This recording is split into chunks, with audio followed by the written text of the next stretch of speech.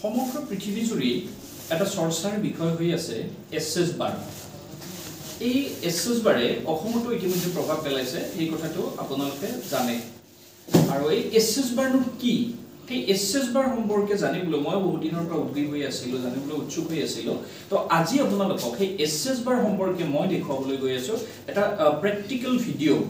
মোৰ লগত এগৰাকী বাইদেউ আছে। বাইদেউ নমস্কাৰ জনাইছোঁ। নমস্কাৰ।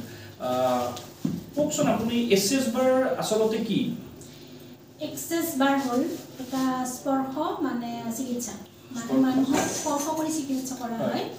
মানে মানুহৰ মূৰত ৩২টা পইণ্ট থাকে, সেই ৩২টা পইণ্টত মানে আমি স্পৰ্শ কৰি কিনে থেৰাপিটো দিয়া হয়, যাৰ ফলত মানুহৰ শৰীৰত বিভিন্ন ধৰণৰ ৰোগ, মানে বিভিন্ন ধৰণৰ ৰোগ বুলি ক'লে মানে ডায়েবেটিছে হওক, প্ৰেছাৰে হওক, বা এনেকুৱা ধৰি লওক কিছুমান যদি ব্লক হৈ আছে আপোনাৰ ধৰি লওক চাকৰি ক্ষেত্ৰতে হওক, বিয়া বাৰীৰ ক্ষেত্ৰতে হওক, বা আপোনাৰ ল'ৰা ছোৱালী পঢ়া পাতিৰ ক্ষেত্ৰতে হওক, প্ৰত্যেকটা বস্তুৱে খোল খায় আৰু এতিয়ালৈকে খাই আহিছে।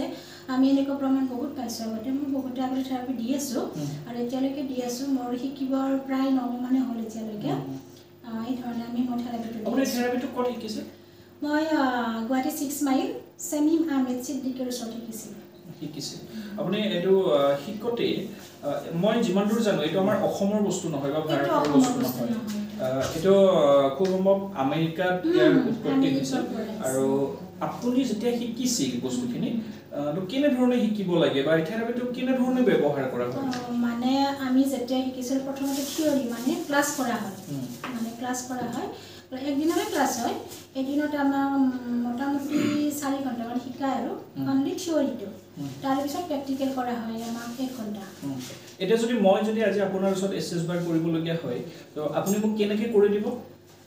মই এতিয়া প্ৰথমে যিহেতু আপোনাক মই থিয়ৰীটো দিব নোৱাৰিম, যিহেতু থিয়ৰীটো এইটো এক্সট্ৰা পাৰ্ট হয়, মানে তাৰ লগতে হয় যদি এক্সট্ৰা পাৰ্ট হয়, সেইটো মানে এক্সট্ৰাকৈ মানে কাগজে কলমে শিকোৱা হয়। কিন্তু আপোনাক মই ছেশ্যনটো দিব পাৰিম অকল স্পৰ্শ কৰি কিনে। মানে এনেকুৱা নেকি যে মানুহ এজনক স্পৰ্শ কৰিলে মানুহজন সুস্থ হৈ যায়? কিবা মেজিক? এইটো মেজিক বুলি ক'ব পৰা নাযায় একচুৱেলি, এইটো চায়েন্সৰ বস্তু হয়, বিজ্ঞানৰ বস্তু হয়। মানে এইটোতো চলি আহিছে আগৰ পৰা। আমি ধৰি লওক ঋষিমুনিবিলাকে, আমি আগৰ দিনতো ডক্টৰৰ সিমান হেৰি নাছিলে, ঋষিমুনিবিলাকে কি কৰিছিলে কিছুমান, আমি এতিয়া এইটো ষ্টেটমেণ্ট বুলি কওঁ, তেতিয়া আগত কি কৈছিল মন্ত্ৰ বুলি কৈছিল, যে মন্ত্ৰৰ দ্বাৰা কিছুমান বস্তু বেমাৰ আজাৰ ঠিক কৰিব পৰা যায়। কিন্তু এতিয়া কি হৈছে আপোনাৰ বৈজ্ঞানিক চিকিৎসা পদ্ধতি, এইটো চিকিৎসা পদ্ধতি হয় একচুৱেলি। সেইটোৰ দ্বাৰা তাৰমানে আমি সেই চিকিৎসাটো মানে শৰীৰৰ ভিতৰত আমাৰ মানুহৰ 32টা ব্লক থাকে। কেনেকুৱা এই ব্লক কেইটা কেনেকুৱা? মানে 32টা ব্লক বুলি ক'ব পৰা নাযায়, মানে 32টা মাইণ্ডত পইণ্ট থাকে। সেই পইণ্টখিনি খুলি দিয়া হয়। ধৰি লওক যেনেকুৱা এটা মোবাইলত আমি বেছিকৈ চালে কি হয়, মানে মোবাইলটোৰ ভিতৰত কিছুমান ভাইৰাছ সোমাই যায় ন, সেই ভাইৰাছৰ কাৰণে কি হয় মোবাইলটো কাম নকৰা হৈছে। যেতিয়া আমি ৰিফ্ৰেছ কৰোঁ মোবাইলটো, তেতিয়া আকৌ আগৰ দৰে চলে। আমাৰ মানুহৰ জীৱনবোৰ তেনেকুৱা। আমি সৰুৰ পৰা এতিয়ালৈকে ইমান বয়স হ'ল, বা অকল মোৰ কথাই কোৱা নাই বা আপোনাৰ কথাই কোৱা নাই, মানে যেতিয়া মানে ল'ৰা ছোৱালী জন্ম হয়, মানে যিমানে বয়স বাঢ়ি গৈ থাকে সিমানে সিহঁতৰ ষ্টেজবোৰ বাঢ়ি গৈ থাকে। সেই মানে কিছুমানে ধৰি লওক সেইটো বস্তু মানে কণ্ট্ৰল কৰিব নোৱাৰা হয়। কণ্ট্ৰল কৰিব নোৱাৰাৰ বিনিময়ত কি হৈ যায়, তেখেতসকলৰ মানে মাইণ্ডৰ যিখিনি কাম কৰা কেপাচিটি কমি যায় কাৰণে মানে এইটো মানে এক্সেছ বাৰ থেৰাপি সেই বস্তু খুলি দিয়ে, যাতে আকৌ নতুনকৈ সেই মানুহজনে নতুন ধৰণে কাম কৰিব, নতুন ভাৱ চিন্তা ধাৰণা মানে কাম কৰিব পাৰে। হয়, মই এনেদৰে কথাখিনি বুজি পাইছোঁ বাইদেউৰ পৰা যে ইয়াত এক ধৰণৰ আধ্যাত্মিক কথা জড়িত হৈ আছে। এই পদ্ধতিটোৰ জৰিয়তে আমাৰ বিশ্ব ব্ৰহ্মাণ্ডৰ যি এক অদেখা শক্তি আছে, সেই শক্তিৰ জৰিয়তে একোগৰাকী মানুহৰ গোটেই জীৱনৰ যিটো পদ্ধতি, জীৱনৰ সেই পদ্ধতিটোত হয়তো এক ধৰণৰ চিকিৎসা কৰা হয়। তো মই বুজি পোৱা কথাখিনি এনেধৰণে বাইদেউৰ পৰা বুজি পাইছোঁ। তো মই আজি আপোনালোকক এই ভিডিঅ'টোকে মই আপোনালোকক দেখুৱাব খুজিছোঁ প্ৰেক্টিকেলি ব্যৱহাৰিকভাৱে এই কামখিনি কেনেদৰে কৰা হয়। আহকচোন চাওঁ আমি। এয়া কমল গোস্বামী, এখেতৰ ঘৰ হৈছে পাটাচাৰীকুছি। তো বিভিন্ন সমস্যা তেখেত ভুগি আছে আৰু আজি এখেতে নিজেই এটা এছএছ বাৰ থেৰাপি ল'বলৈ আহিছে। তো মই অলপ আগতে যিগৰাকী বাইদেউৰ লগত কথা পাতিছিলোঁ, তো তেখেতে কমল গোস্বামীক এটা এছএছ বাৰ দিব। তো দাদা কেনেকৈ কৰিব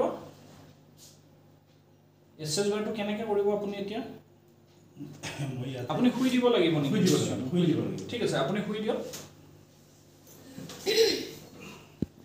বাইদেউ, মই ক'লো যে এগৰাকী বিভিন্ন ৰোগত ৰোগাক্ৰান্ত হৈ আছে আৰু তেখেতে আপোনাৰ ওচৰত এছ বাৰ ল'বলৈ আহিছে। তো আপুনি কেনেকৈ কৰিব তেখেতক এছ বাৰখিনি?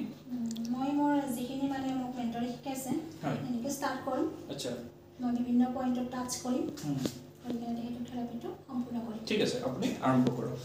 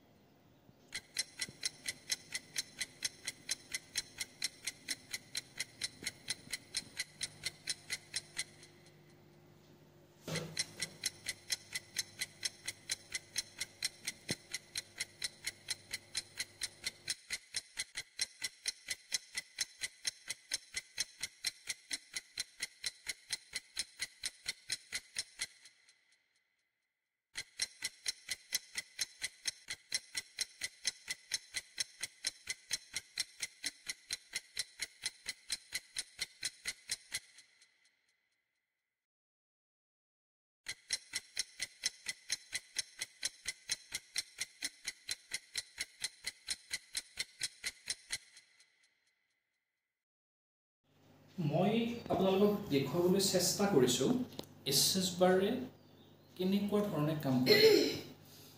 ইয়াত কিছু আপোনালোকক দেখুৱাব নোৱাৰা অংশ আছে, সেইখিনি মই আপোনালোকক দেখুৱাব নোৱাৰোঁ, কাৰণ এছ বাৰৰ যিখিনি নীতি নিয়ম সেই নীতি নিয়মৰ বাহিৰত মই আপোনালোকক দেখুৱাটো সম্ভৱ নহয়।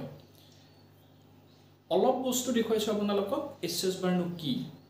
মই যিখিনি দেখিছোঁ ইয়াত তাৰ পৰা এটাই অনুমান কৰিছোঁ, এটাই কথা বুজি পাইছোঁ যে ইয়াত এক ধৰণৰ স্পৰ্শ কেন্দ্ৰিক চিকিৎসা অৱলম্বন কৰা হয়।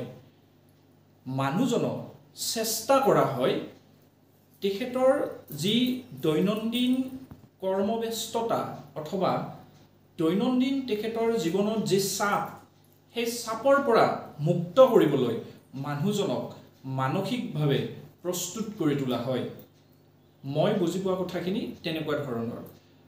মই আপোনালোকক এনেকৈ ক'ব নোৱাৰোঁ ইয়াৰ ভিতৰৰ সত্যতা কি, ইয়াৰ ভিতৰৰ কিনো লুকাই আছে মই আপোনালোকক ক'ব নোৱাৰোঁ।